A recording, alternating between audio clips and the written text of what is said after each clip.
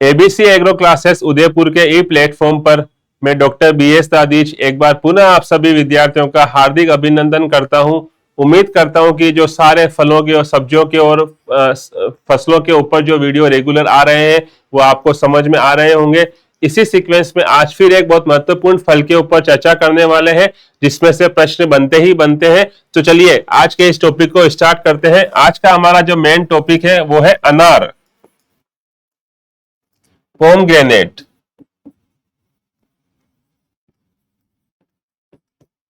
और जब आप अनार की बात करते हैं, किसी भी फल की बात करते हैं, सब्जी की बात करते हैं, तो पहला प्रश्न तो उसके वानस्पतिक नाम पे बनता है कि इसका वानस्पतिक नाम क्या होगा। तो अनार का जो वानस्पतिक नाम है वो है प्रूनिका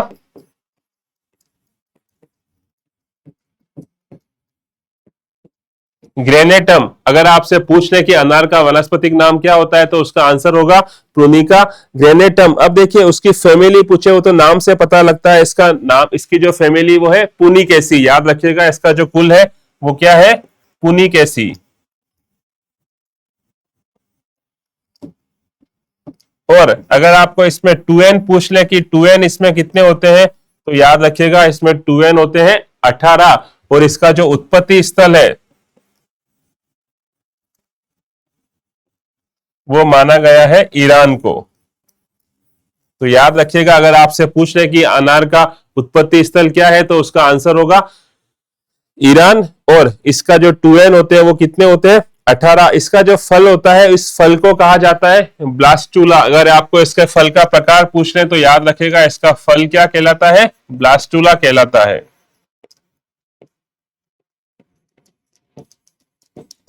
अनार का जो फल होता है उस फल को हम क्या बोलते हैं, ब्लास्टुला कहा जाता है। अब देखिए अगर आपसे ऐसा पूछे कि इसका खाने योग्य भाग कौन सा है तो इसका खाने योग्य भाग कहलाता है जूसी टेस्टा। याद रखिएगा इसका खाने योग्य भाग।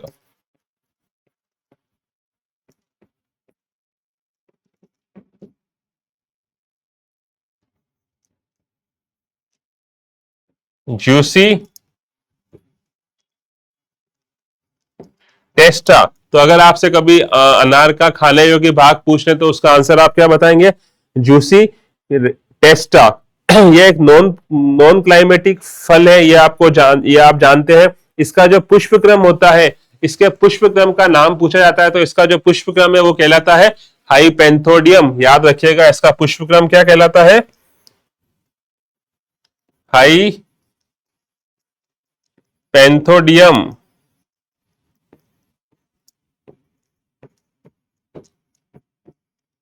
इसका जो पुष्प क्रम है वो कहलाता है हाइपेंथोडियम। याद रखिएगा ये सारी इसकी जनरल इंफॉर्मेशन है अनार के बारे में। अगर आपसे पूछे कि अनार के फल में कभी कभी कसेलापन होता है, उस कसेलापन का रीजन क्या है तो याद रखिएगा प्रश्न ऑब्जेक्टिव में बनता है कि अनार के फल में कभी कभी कसेलापन आता है, उसका रीजन क्या है। तो उसका रीजन आप याद रखना, उसका रीजन है टेनिन। टेनिन, कसेलापन। टेनिन करके एक सब्सटेंस होता है, उसी के कारण से अनार के फल में कभी कभी, अनार के जूस में कभी कभी कसेलापन आ जाता है। तो याद रखिएगा टेनिंग। अब देखिए जब हम अनार की बात करते हैं तो अनार ड्रॉट टॉलरेंट कॉम है और इसके अंदर कार्बोहाइड्रेट, कैल्शियम, सल्फर बहुत अच्छे से मिलते हैं। अब देखिए जब हम इसके क्लाइमेट की बात करते हैं कि इसकी जलवायु और इसकी मृदा किस तरह की होगी तो देखिएगा इसकी जलवायु और इसकी मृदा, चूंकि ये ट्रॉपिकल है, आपको पता है उष्ण और उपोष्ण फल है। उष्ण और उपोष्ण में ट्रॉपिकल एंड सब ट्रॉपिकल कैटेगरी के अंदर आता है। इसको ड्रॉट और फ्रोस्ट के अगेंस्ट हम बोलते हैं कि ये सहन कर सकता है, तो इसको सूखे तापमान की आवश्यकता होती है। और अगर आपसे पूछे कि फ्लावरिंग के लिए या फ्रूटिंग के लिए, अगर आपसे पूछ रहे कि इसमें फल का जो विकास होता है उसके लिए तापमान कितना चाहिए तो याद रखेगा फलों के विकास हेतु, फलों के लिए जो तापमान चाहिए होता है वो चाहिए होता है 36 से लेके 38 डिग्री सेंटीग्रेड तक। किसके लिए, फ्रूटिंग के लिए। जब इसमें फ्रूट हो रहे होते हैं तो उसमें तापमान कितना चाहिए होता है, 36 से 38 डिग्री सेंटीग्रेड तक। अब देखिए इसको ठंडा और गर्म तापमान की आवश्यकता होती है पकते समय भी और इस समय भी तो उसको जब ये डेसिडियस होता है तो उसको लो विंटर टेम्परेचर पे भी हम कभी कभी ग्रो कर सकते हैं। तो याद रखिएगा, अगर आपसे अनार का कभी तापमान पूछ ले तो वो तापमान होगा 36 से 38 डिग्री के आसपास। अब देखिए, आपसे पूछा जाए कि इसमें मृदा किस तरह की होगी। मृदा तो सेम जैसा आपने दूसरे प्रश्न फलों के अंदर देखा था, मृदा वाइड रेंज, बहुत सारी मृदा के अंदर ये क्या कर सकता है, ग्रो कर सकता है, चाहे वो सैंडी हो, लोमी हो, कभी कभी क्ले हो, सब तरह की मृदा के अंदर अनार की खेती हम इजीली कर सकते हैं। तो ऐसा कुछ स्पेसिफिक नहीं है कि आपको एक ही मृदा के बारे में आंसर देना है, बस आपको यह ध्यान रखना है कि उसमें क्षारीयता नहीं होनी चाहिए। क्षारीयता हो तो भी कितनी बार ये उसको सहन कर लेती है। और स्पेसिफिक बोले तो जो एल्यूवियल सोयल है वो तो है ही है बेस्ट, आपको पता है एल्यूवियल सोयल, एल्यूवियल मृदा। तो मृदा की एक बहुत बड़ी रेंज है, मृदा का कोई एक पर्टिकुलर मृदा नहीं है जिसमें यह ग्रो कर पाए। ये हर तरह की, ऑलमोस्ट हर तरह की मृदा के अंदर अपनी वृद्धि आराम से कर सकता है। अब देखिए, जब हमने इसके तापमान और मृदा की बात कर ली, अब उसके बाद हम जब नेक्स्ट बात करते हैं वो है कि इसकी इंप्रूव्ड वेराइटी क्या क्या है। अनार की कुछ महत्वपूर्ण किस्मों के बारे में बात करते हैं। अनार की जो इंपोर्टेंट किस्में हैं वो आप जानते हैं, उन किस्मों को देखिएगा। किस्में, इंप्रूव्ड वेराइटीज, गणेश का नाम आपने सुना होगा, जालोर सीडलेस आपने सुना है,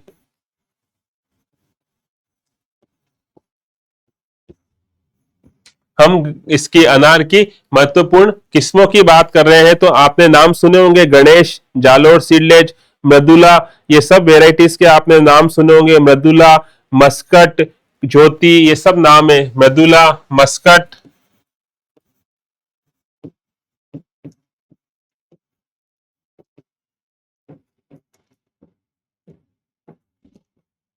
ज्योति, ये सब किसकी वेराइटी के अंदर आते हैं, ये सब अनार की महत्वपूर्ण वेराइटीज है। अगर आपसे पूछे कि अनार दाना बनाने के लिए उपयुक्त किस्म कौन सी है, तो याद रखिएगा अनार दाना बनाने के लिए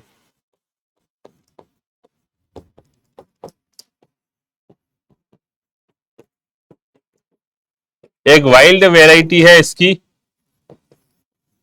वाइल्ड वेराइटी जिसे दारू कहा जाता है।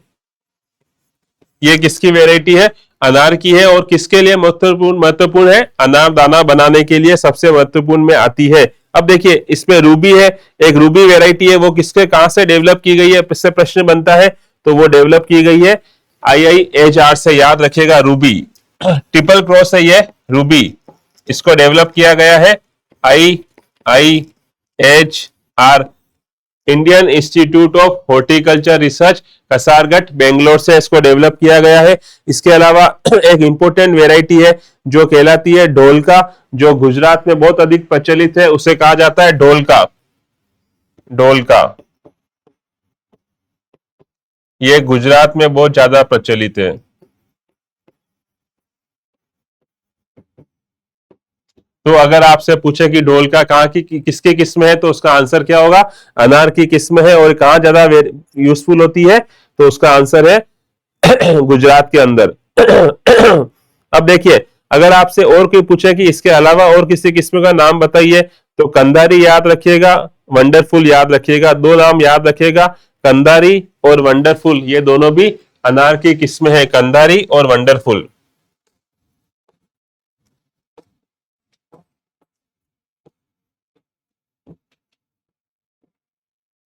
ये दो भी किसकी किस्में हैं, अनार की किस्में। तो देखिए, हमने अनार की महत्वपूर्ण सारी किस्मों के बारे में डिस्कस किया कि कहां से कौन कौन सी किस्में हैं और उनका क्या क्या इंपॉर्टेंट रोल होता है। अब देखिए, जब हम अनार के प्रवर्धन की बात करते हैं, अनार के प्रवर्धन, प्रोपोगेशन की बात करते हैं, तो प्रोपोगेशन इसका मेन रूप से जो होता है वो होता है कटिंग के थ्रू, याद रखिएगा, कटिंग, कलम जिसे कहा जाता है, कटिंग। तो प्रवर्धन का मुख्य रीजन क्या है इसका, किसके थ्रू होती है, वो होती है कटिंग के थ्रू, इसके अंदर होती है। कटिंग के अलावा अगर आपसे पूछे तो दूसरा भी याद रखिएगा, एयर लेयरिंग, जिसको हम क्या बोलते हैं, घुट्टी, आपने नाम सुना होगा एयर लेयरिंग, एयर लेयरिंग, जिससे सामान्य भाषा में हम क्या बोलते हैं, घुट्टी भी बोलते हैं। तो इन दो तरीके से कर सकते हैं। टिश्यू कल्चर तो है ही है, खैर टिश्यू कल्चर।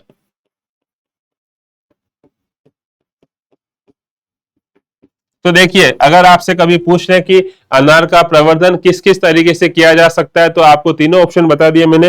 वो तीनों ऑप्शन है, एक तो आपको बताया मैंने कटिंग, दूसरा एयर लेयरिंग और तीसरा है टिश्यू कल्चर। इस तरह से हम क्या कर सकते हैं, इसका प्रवर्धन कर सकते हैं। अब देखिए बुआई, प्लांटिंग कब करते हैं वो देखिएगा आप। प्लांटिंग,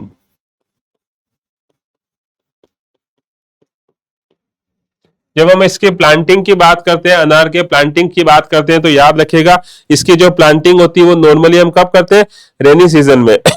रेनी सीजन का मतलब जब बारिश का सीजन होता है, वर्षा ऋतु, रेनी सीजन। इसकी प्लांटिंग कब की जाती है, तो उसका आंसर क्या बताएंगे आप, रेनी सीजन में की जाती है। और अगर रेनी सीजन में जब आप इसकी प्लांटिंग कर रहे हो, तो अगर आपसे पूछे कि किस मेथड से करते हैं, तो वो सबसे बेस्ट मेथड जो होता है वो है स्क्वायर मेथड, वर्गाकार मेथड से इसकी जो सेट पूरा जो फील्ड में अरेंजमेंट होता है वो इसी हिसाब से किया जाता है। गड्ढों का साइज का अगर आकार पूछे, इसके गड्ढों का जो आकार पूछे, तो याद रखिएगा वो 60 बाय 60 बाय 60 सेंटीमीटर होता है।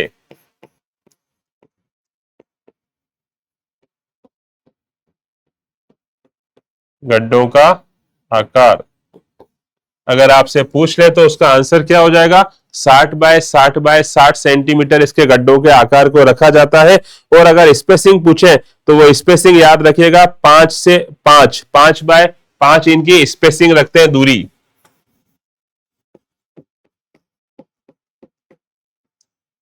ये चीज आप याद रखिएगा, अगर आपसे कभी पूछ ले कि उनकी स्पेसिंग कितनी रखी जाती है, तो सॉरी, तो स्पेसिंग का आंसर होगा 5 बाय 5 मीटर। अब देखिए, अगर आपसे इसमें पूछे कि खाद और उर्वरक कौन किस तरह से यूज करेंगे, तो देखिएगा खाद और उर्वरक। तो जब आपसे अनार के बारे में खाद और उर्वरक का पूछा जाए, तो याद रखिएगा इसके अंदर हम जो यूज करते हैं वो करते हैं, एक तो 15 से 20 किलोग्राम FIM, याद रखिएगा कितना यूज करते हैं, 15 से 20 किलोग्राम FIM पर प्लांट, ठीक है। FIM जब आप गड्ढों को भरते हैं तो उसमें 15 किलोग्राम 20 किलोग्राम के आसपास FIM का उपयोग किया जाता है। इसके बाद में जो गड्ढे होते हैं उसके हम टॉप सोइल भरने के बाद में उसके ऊपर 500 ग्राम सुपर फास्फेट डाल देते हैं और 50 से 100 ग्राम क्विनोल फॉस पाउडर डालते हैं। याद रखिएगा 500 ग्राम सुपर फॉस्फेट, 500 ग्राम सुपर फॉस्फेट, और इसके साथ साथ इस गड्ढे के अंदर हम क्या डालते हैं, याद रखिएगा क्विनोल फॉस, ठीक है। क्विनोल फॉस भी हम डालते हैं इस गड्ढे के अंदर। और अगर आपसे पूछते हैं कि क्विनोल फॉस आप कितना डालते हो, तो इसका आंसर याद रखिएगा 50 से 100 ग्राम हम क्विनोल फॉस भी यूज करते हैं। ये पर गड्ढे की बात हो रही है, पर गड्ढे 50 से 100 ग्राम हम क्या करते हैं, क्विनोल फॉस का भी इसमें उपयोग करते हैं। अब देखिए आगे अगर बात करें कि इरिगेशन किस प्रकार से देना चाहिए इसके अंदर, तो याद रखिएगा इसमें जो इरिगेशन देते हैं वो इरिगेशन 2 से 3 दिन के अंतराल पे देते हैं, या 10 से 15 दिन के अंतराल पे ट्रांसप्लांटेशन के बाद। सिंचाई की जब हम बात करें,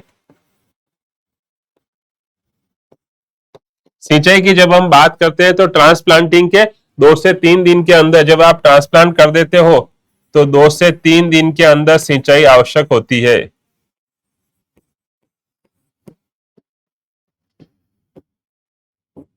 जब आपने इसको ट्रांसप्लांट कर दिया, ट्रांसप्लांट करने के 2 से 3 दिन के अंदर इसमें सिंचाई की आवश्यकता होती है। और अगर आप सर्दी गर्मियों की बात कर रहे हो, तो गर्मियों में इसका जो अंतर रखते हैं, इंटरवल जो रखते हैं, वो रखते हैं गर्मियों में 7 से 10 दिन का,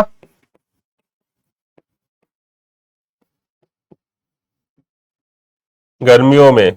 और यही अगर आप सर्दियों में करते हो, तो सर्दियों में इसका डिस्टेंस अंतराल रखते हैं 15 से 20 दिन के अंदर हम इरिगेट करते हैं, उसके अंदर हम सिंचाई करते हैं 15 से 20 दिन सर्दियों के अंदर, और 7 से 10 दिन किसके अंदर करते हैं, गर्मियों के अंदर करते हैं। अब देखिए इसमें अगर आपसे पूछे कि कौन सा मेथड यूज करते हैं, तो याद रखिएगा ड्रिप इरिगेशन जो होता है वो 44% तक इसके अंदर पानी को बचा लेता है, और उससे क्या होता है, यील्ड 30 से 35% तक बढ़ जाती है। तो याद रखिएगा हम इसके अंदर ड्रिप इरिगेशन का यूज कर सकते हैं, जिससे क्या होगा, हमें पानी की रिक्वायरमेंट भी कम रहेगी और उसकी जो यील्ड होगी वो भी उसकी बहुत अच्छी हो जाएगी। अब देखिए अगर आपसे ऐसा पूछे कि इसमें जो फ्लावरिंग होती है वो फ्लावरिंग कब होती है, तो याद रखिएगा जब बारिश होती है उसके हिसाब से इसकी जो फ्लावरिंग होती है वो कौन कौन सी बहार होती है आप जानते हैं, मृग बहार, हस्त बहार और अंबे बहार। लेकिन अगर आपसे स्पेसिफिक पूछे तो याद रखिएगा सबसे ज्यादा जो मांग होती है इसकी वो किसकी होती है, अंबे बहार की होती है। सबसे ज्यादा जो मांग होती है वो किसकी होती है, अंबे बहार की, याद रखिएगा आप। सर्वाधिक अगर मांग पूछे, डिमांड, तो किस बहार में उगे हुए फल की होती है, तो उसका आंसर है अंबे बहार। ये बहुत इंपॉर्टेंट प्रश्न है, याद रखिएगा आप, क्योंकि मृग बहार के अंदर क्या होता है, फल फटने की ज्यादा समस्या पाई जाती है मृग बहार के अंदर। फ्रूट क्रैकिंग, मृग बहार के अंदर फल फटने की अधिक संभावना, अधिक पॉसिबिलिटी पाई जाती है, की समस्या होती है। तो इसीलिए हम मृग बहार का उपयोग इसमें नहीं करते हैं, हम किसका उपयोग करते हैं, अंबे बहार का उपयोग करते हैं, क्योंकि इसमें फल फटते नहीं है। ये बहुत इंपॉर्टेंट प्रश्न है, याद रखिएगा। लेकिन फिर भी अगर आपसे पूछे कि राजस्थान के लिए पूछे कि कौन सी सबसे बेस्ट रहेगी, तो राजस्थान के टेम्परेचर के हिसाब से सबसे बेस्ट हम किसी को मानते हैं, मृग बहार को ही माना जाता है। अब देखिए जब आपसे इसकी यील्ड के बारे में पूछे तो याद रखिएगा इसके फ्लावर को 5 से 6 महीने लगते हैं कन्वर्ट होने में, किसमें, फल के अंदर।